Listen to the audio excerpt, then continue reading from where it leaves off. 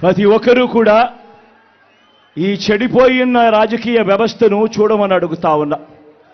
రాజకీయాలు ఏ స్థాయికి దిగజారిపోయాయో గమనించమని కోరుతా ఉన్నా.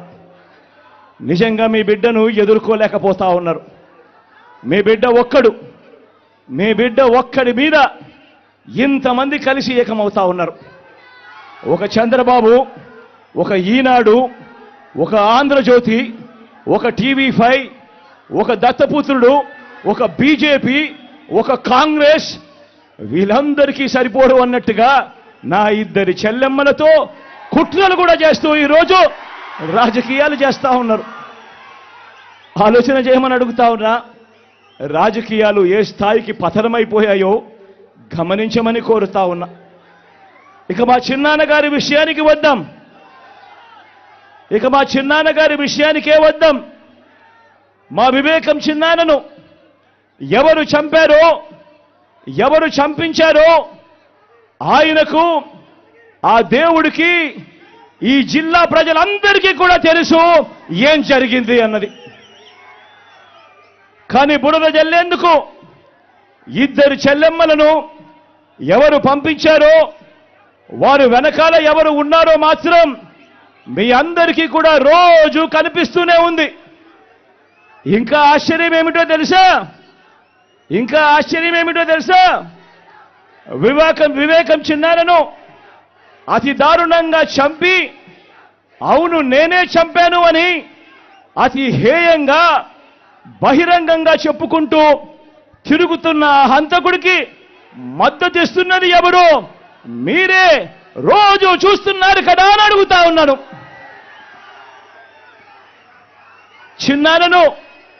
చిన్నారను అన్యాయంగా ఎమ్మెల్సీ ఎన్నికల్లో ఓడించిన వారితోనే, సంఖ్యాబలం లేకపోయినా కూడా ప్రలోభాలతో, అధికార బలంతో ఓడించిన వారితోనే ఈరోజు పట్టాలు వేసుకొని తిరుగుతా ఉన్నారు అనంటే దానికి అర్థమేమిటి అని చెప్పి ఈ సందర్భంగా అడుగుతా ఉన్నా.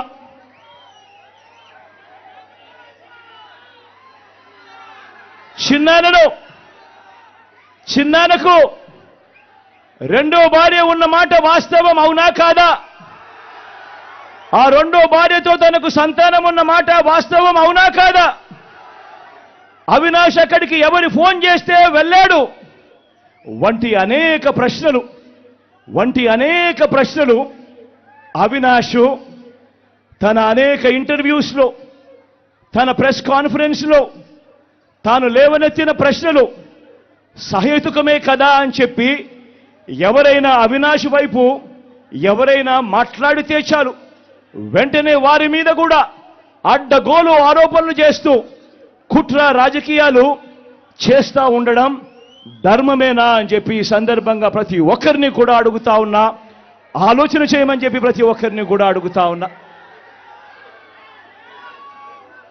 ఇలా చిన్నాన్నను ఓడించిన వారిని గెలిపించాలని తిరగడం కంటే దిగజారుడు రాజకీయాలు ఎక్కడైనా ఉంటాయా అని చెప్పి ఈ సందర్భంగా అడుగుతా ఉన్నా.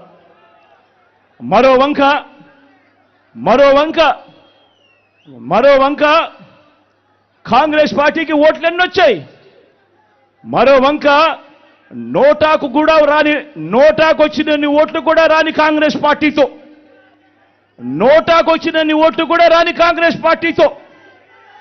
రాష్ట్రాన్ని విడగొట్టిన కాంగ్రెస్ పార్టీతో ప్రత్యేక హోదాను విభజన చట్టంలో చేర్చకుండా రాష్ట్రాన్ని దుర్మార్గంగా విడగొట్టి రాష్ట్రానికి అన్యాయం చేసిన ఆ కాంగ్రెస్ పార్టీలో చేరి వైఎస్ఆర్ గారి పేరును ఆయన చనిపోయిన తర్వాత ఛార్జ్ షీట్లో పెట్టిన ఆ కాంగ్రెస్ పార్టీకి మొత్తంగా వైఎస్ఆర్ గారి పేరునే తుడిచివేయాలని, కనబడకుండా చేయాలని